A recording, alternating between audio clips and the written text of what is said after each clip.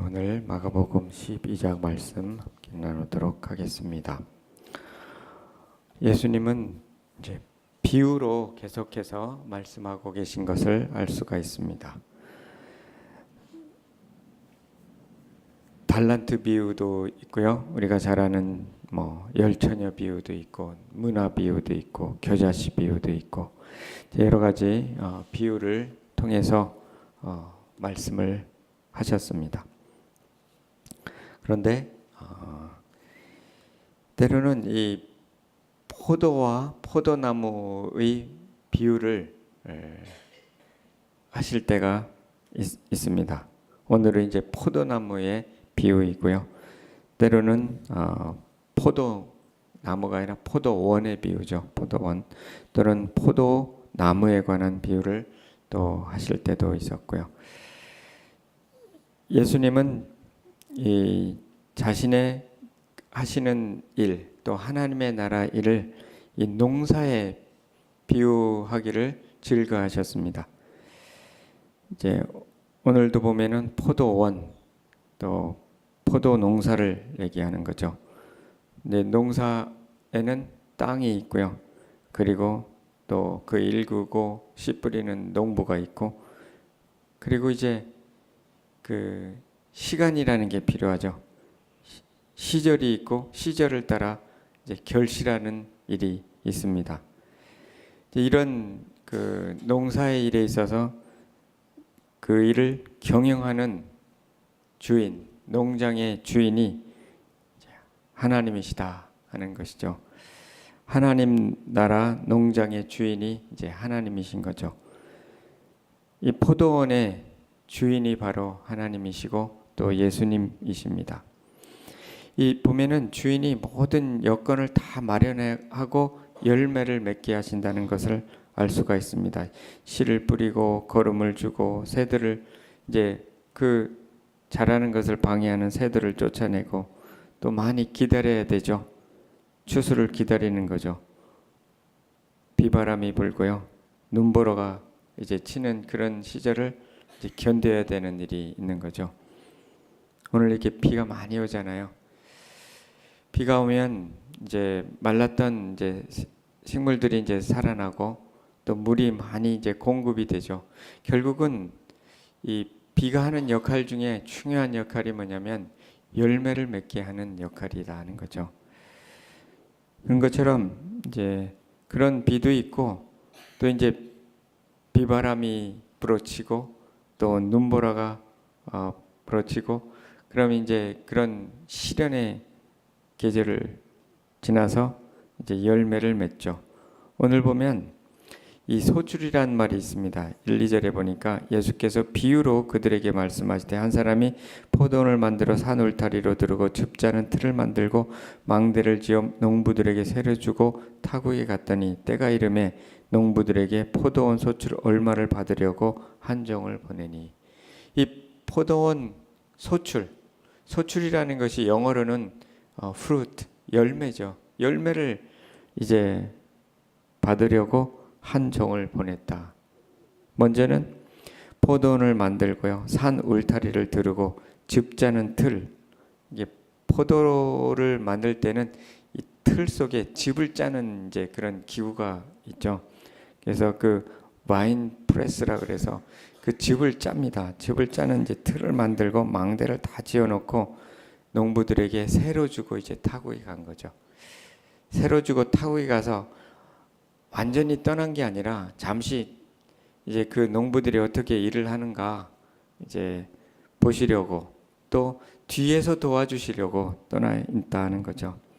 그때 때가 이름에 농부들에게 포도원 소출을 받으려고 종을 보냈다. 이 때가 이른다는 거, 시절을 쫓아 과실을 맺게 하시는 거죠. 시절이 되면 과실을 맺는 시절이 되면 그 과실을 이제 찾으시는 겁니다.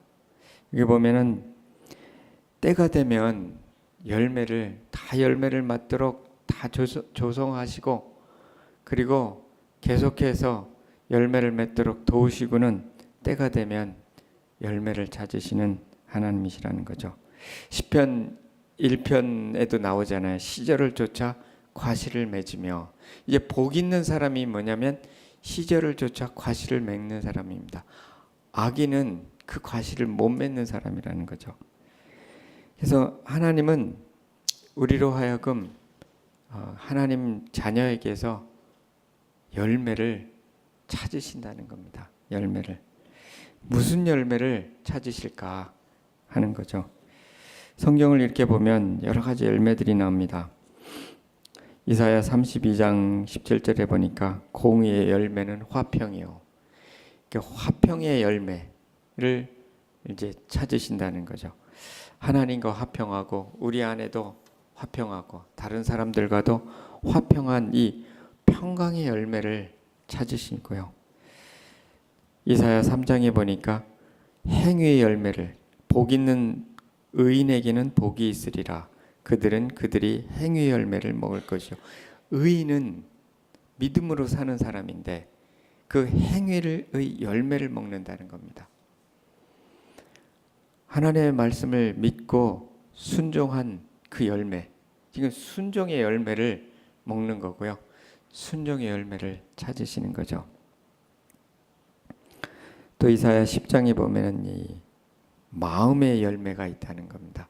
그 마음에서 열매가 나오는 겁니다. 어떤 마음으로 그 말씀을 받는가에 따라서 열매가 결정이 되는 거죠.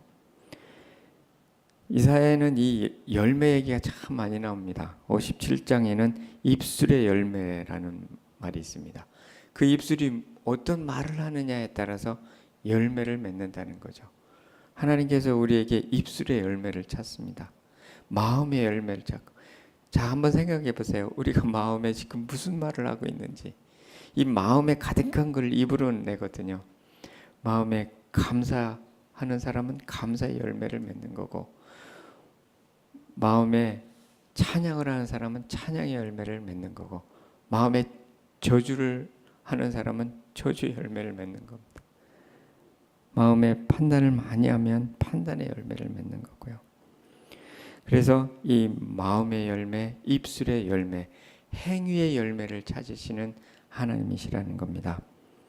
그래서 마태복음에는 그러므로 회개에 합당한 열매를 맺고, 그러니까 우리의 이 마음의 열매, 입술의 열매, 행위의 열매를 그러니까 바르지 않으면 회개 돌이켜라는 거죠.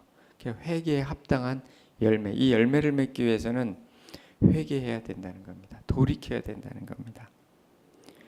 그래서 골로새서 1장 10절에 보면 선한 일의 열매를 맺게, 이 선한 일, 하나님 앞에 하나님 보시기에 선한 그 열매를 맺도록 하시는 거고요. 에베소서 5장에는 빛의 열매, 빛의 열매는 착함과 의로움과 진실함에 있느니라. 이 착함, 의로움, 진실함의 열매를 또 찾으신다는 거죠. 결국은 갈라디아서 5장 22절에 말씀하시죠. 오직 성령의 열매는 뭐죠? 사랑과 희락과 화평과 오래 참음과 자비와 양선과 충성과 온유와 절제니. 이런 열매를 찾으시는 하나님이시죠. 사랑하는 게 어렵죠. 근데 주님이 우리 안에 역사하셔서 이런 열매를 원하신다는 겁니다. 희락, 기쁨이죠. 우리는 지금 기쁨의 열매를 맺고 계신가? 화평, 오래 참음, 자비, 양선, 충성, 온유, 절제.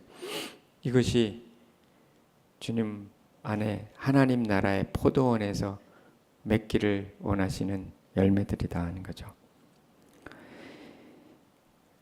그런데 이사야 5장에 보면은요, 사실 오늘 이 비유는 이사야 5장 1절에서 5절에 가지고 예수님께서 말씀하신 겁니다. 5장 1, 2절에 보면 이런 말씀합니다. 나는 내가 사랑하는 자를 위하여 노래하되 내가 사랑하는 자의 포도원을 노래하리라. 내가 사랑하는 자에게 포도원이 있으며 심히 기름진 사내로다. 하나님 사랑하는 자에게 포도원이 있다는 겁니다. 포도원에 심겨졌다는 겁니다. 하나님 나라의 포도원에. 그래서 2절에 땅을 파서 돌을 제하고 극상품 포도나무를 심었도다. 그 중에 망대를 세웠고 그 안에 술틀을 팠도다. 좋은 포도 맺기를 바랐더니 들포도를 맺었도다. 땅을 파고 돌을 제하고 극상품 포도나무를 심어서 우리가 한 사람 한 사람에게 극상품 포도나무를 와 같이 우리를 이렇게 부르셨다는 겁니다. 한 사람 한 사람이 극상품 포도나무라고 표현했습니다. 포도도 여러 가지 종류가 있잖아요. 들포도는 어떤 포도인지 모르겠는데 하여튼 포도 중에 제일 맛있는 포도는 저는 콩코드 포도예요. 콩코드라는 게 있더라고요. 이 포도나무도 여러 종류가 있다는 거죠. 근데 극상품 포도나무를 심어서 극상품 포도나무 열매를 원하시는 거예요. 그리고 그렇게 맺도록 다 이렇게 준비를 하셨다는 거죠. 최고 좋은 포도나무. 여러분 자신 한 분 한 분이 주님의 포도원 안에서 최고 좋은 포도나무이신 줄 믿으시기 바랍니다. 근데 거기에서 맺히는 열매, 그 제일 좋은 포도나무에는 제일 좋은 열매를 맺게 돼 있잖아요. 자연스럽게 맺게 돼 있어요. 그런데 모든 사람이 다 그런 열매를 맺는 게 아니라 어떤 사람은 들포도를 맺는다는 거죠. 그래서 이스라엘 사람들에 대해서 들포도를 맺었도다. 이렇게 말씀을 하셨습니다. 결국은 무슨 열매를 맺으시냐면 순종의 열매를 원하시는 겁니다. 이 모든 포도 열매를 맺는 과정을 하나님께서 주관하십니다. 그래서 결국은 하나님은 따라가기만 하면, 예수 그리스도를 따라가기만 하면 이 극상품 열매를 맺게 돼 있다는 겁니다. 그럼 우리가 할 일은 뭐냐면 순종의 열매를 맺기를 원하시는 것입니다. 순종의 열매. 지금도 이 시간에도 우리 한 사람 한 사람에게 맺혀지기를 원하시는 열매가 있다고 하는 것입니다. 그게 무슨 열매냐면 한 번에 결국은 많은 열매를 원하시지만 오늘 이 순간에는 원하시는 열매가 하나 있습니다. 내 마음속에, 그게 뭐냐면 내 마음속에 나를 가장 싸우는 부분이 있어요. 그 부분의 열매를 지금 맺고자 하시는 거예요. 지금 내 마음에 갈등이 있어요. 내 마음에 어려움이 있어요. 자꾸 그 부분이 생각이 나요. 그 부분을 열매를 맺기를 원하시는 거예요. 그 부분이 뭔가 돌이키기를 원하시는 거예요. 그게 바로 지금 이 순간에 하나님이 내 안에 역사하시는 이 열매 맺는 부분이라는 거죠. 무엇인가요? 결국은 이런 열매들, 내가 지금 고통을 받고 있는 부분이 있어요. 그래서 C.S. 루이스가 고통은 하나님의 메가폰이라고, 확성기라고. 왜냐하면 그 고통은 뭔가 말씀하시는 부분이에요. 물론 그냥 편안한 상태에서 말씀하시는 것도 있지만 고통을 통해서 말씀하세요. 그 말씀하시는 부분, 씨름하는 부분, 이것을 잘 깨닫고 돌이키면 그게 순종인 거예요. 거기서 열매가, 극상품 열매가 생기는다는 거죠. 우리가 다 주일날 웃는 얼굴로 인사도 하고 그래요. 그런데 마음속에는 뭔가 씨름하는 부분이 다 있어요. 그래서 제가 이제 예전에, 지금도 있지만 이제 이제 자녀의 문제로 막 씨름합니다. 제가 가끔 여기 와서 막 유머도 하고 그러잖아요. 제일 좋은 게 막 반응이 아주 좋을 때, 그때 마음에 가장 고통이 많을 때 그냥 나도 모르게 반응이 엄청 좋습니다. 지난번 엊그저께 무슨 제가 여기 사회 보면서 뭔가를 했잖아요. 기억이 나시나요? 난 기억도 안 나는데 뭐 질문 몇 개를 했는데 그때는요 제 마음속에 막 엄청 고통스러울 때 한 유머예요. 근데 이게 왜 이렇게 사람들이 왜 웃지? 난 내려와가지고 막 물어보고 그랬는데 그만큼 이 씨름할 때요. 하나님 그때 역사하시더라고요. 그리고 제가 이제 자녀 문제를 막 씨름하고 할 때 왜 이렇게 마음대로 안 되나? 그렇게 아주 고통스러우니까요. 근데 거기서 나중에 깨닫게 된 거는 나는 제가 좀 변했으면 좋겠다고 생각했는데 결국 하나님께서 깨닫게 해주신 게 뭐냐면 내가 먼저 변해야 됐다는 것을 깨닫게 해주신 거예요. 뭔가 나는 잘한 줄 알았는데 그게 아니고요. 손을 상대방을 향하여 손가락질하고 있었는데 결국은 하나님이 나를 보게 하시더라고요. 그러면서 내 스스로를 고쳐가면서 다 열매를 맺게 하시는 것을 배우게 되었습니다. 하나님이 열매를 찾으시면서 열매를 또 맺게 하신 참 좋으신 하나님이라는 거죠. 요한복음 15장 8절에 너희가 열매를 많이 맺으면 내 아버지께서 영광을 받으실 것이요 너희는 내 제자가 되리라. 열매를 많이 맺으면 영광을 받으시다. 열매를 조금 맺는 게 아니라요. 많이 극상품 좋은 열매요. 좋은 열매를 하나 맺는 게 아니라요. 많이 맺어야 영광을 받으신다는 겁니다. 많은 열매를 풍성한 열매를 맺게 하시는 하나님이시라는 거죠. 근데 이 말씀할 때 이 열매는요. 성품의 열매뿐만 아니라 사람의 열매를 포함하는 거예요. 너희가 열매를 많이 맺으면 영혼의 열매를 의미하는 거예요. 복음의 열매, 그리스도 안에서의 제자의 열매, 이 열매들을 원하는 거예요. 원하시는 거죠. 요한복음 15장 16절에 너희가 나를 택한 것이 아니요 내가 너희를 택하여 세웠나니 이는 너희로 가서 열매를 맺게 하고. 우리를 왜 이렇게 택하셔서 구원하셨는가? 열매를 맺게 하시려고 구원하셨다는 거죠. 오늘도 하나님은 우리 안에서 열매를 원하시고요. 열매를 찾으시고 또 열매를 맺도록 도우시는 하나님이신 것을 믿으시기 바랍니다. 두 번째는 우리 힘으로 그 열매를 맺을 수 없다 하는 거예요. 3절에서 5절 보면 그들이 종을 잡아 심히 때리고 거저 보내었거늘 다시 다른 종을 보내니 그의 머리에 상처를 내고 능욕하였거늘 또 다른 종을 보내니 그들이 그를 죽이고 또 그 외에 많은 종들도 더러는 때리고 더러는 죽인지라.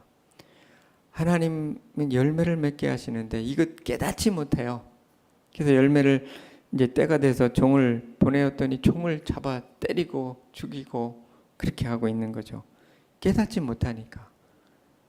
자기 생각만 하니까 이 열매를 찾는 종이고요. 어느 면에 열매를 맺도록 돕는 종인데 이 종들을 못 알아보고 자기 육신의 생각만 하니까 그 종들을 오히려 때리고 때로는 죽이고 그러는 거죠. 이게 육신이 살아있는 거예요.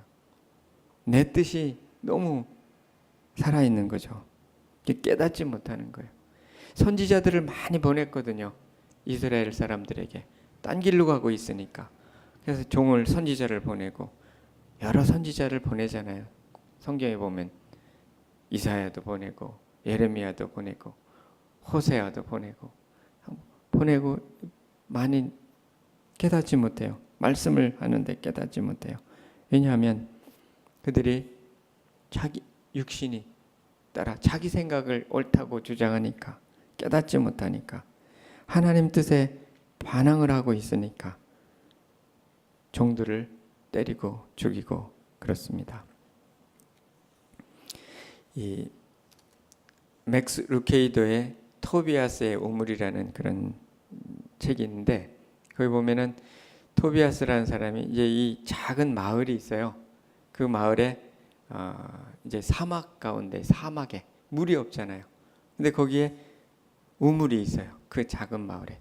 그 우물이 토비아스의 집에 있어요. 그러니 그 마을은 이제 그 우물로 깊은 생수를 먹을 수가 있는데 토비아스가 그 물을 나눠주니까 다 먹을 수가 있는 거예요. 모든 사람들이 흡족히 그 물을 먹으며 살았습니다. 근데 어느 날 토비아스가 그 아들과 함께 그 아들도 함께 나눠줬는데 아들과 함께 타고로 가면서 이제 종에게 맡겼어요. 잘 나눠주라고. 이 종이 이제 처음에는 그 주인의 뜻을 따라 잘 나눠줬어요. 근데 가만 보니까 우물에 와가지고 감사를 안 하고 가는 거예요. 자기한테. 자기가 나눠주고 있는데 사실 자기 우물도 아니고 주인의 우물인데 어느덧 이 내 우물이라고 생각한 거예요. 그래가지고 감사를 안 하니까 감사하는 사람만 우물을 줬어요. 감사 안 하면 안 줬어요. 그래서 조금 더 있다가 보니까 감사하는 것보다 자기한테 좀 와가지고 뭔가 더 칭찬하고 잘하는 사람에게만 주고 싶은 거예요. 그래갖고 또 그 감사는 하지만 아주 자기 말을 잘 듣는 사람 그 중에 또 갈라가지고 그 사람한테만 우물을 나눠줬어요. 그러니까 나머지는 우물을 못 먹는 거예요 지금. 이게 점점 이 사람들이 막 분이 나고 화가 나는 거예요. 그러니까 이 사람은 자기 이제 그러다 보니까 어떤 현상이 생기냐면 이 사람한테 가가지고 뭘 갖다 바쳐야지 우물을 주는 거예요.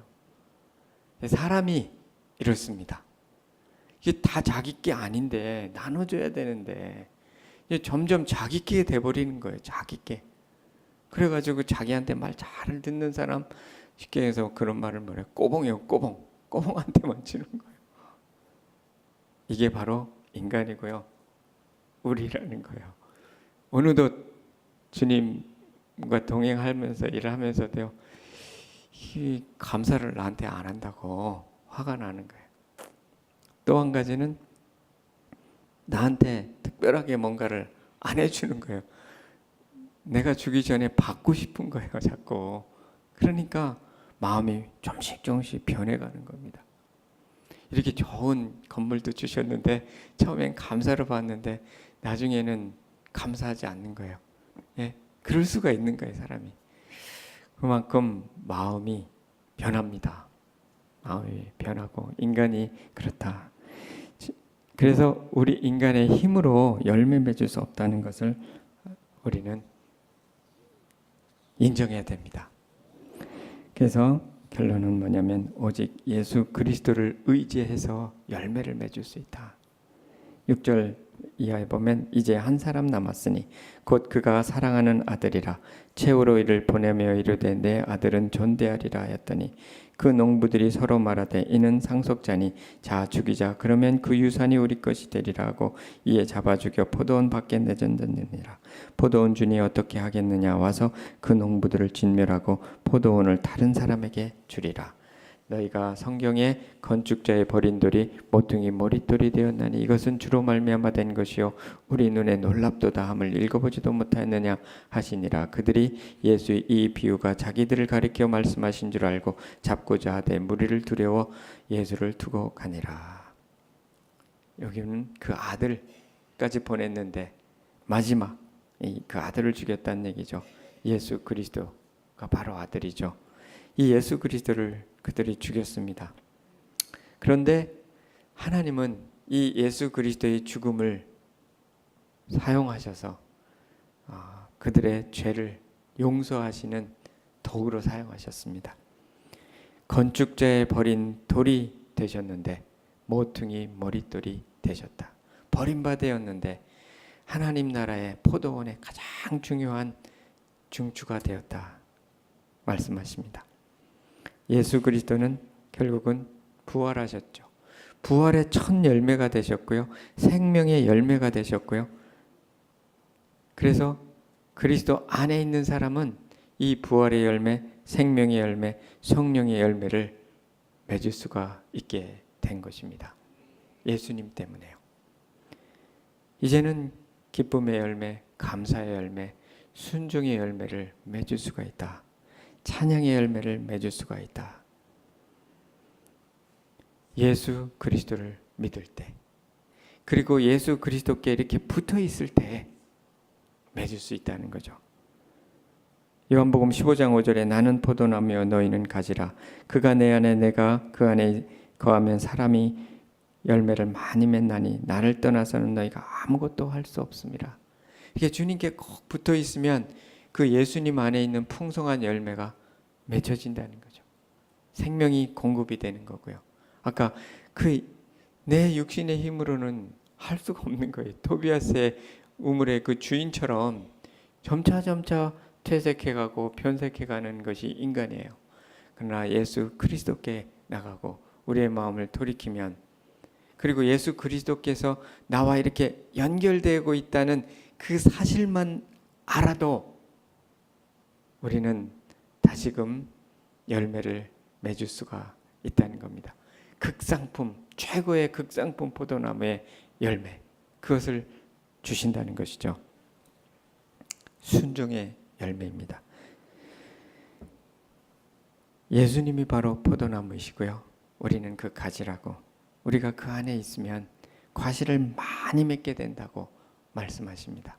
오늘 우리에게 과실을 맺기를 원하시는 부분이 있어요.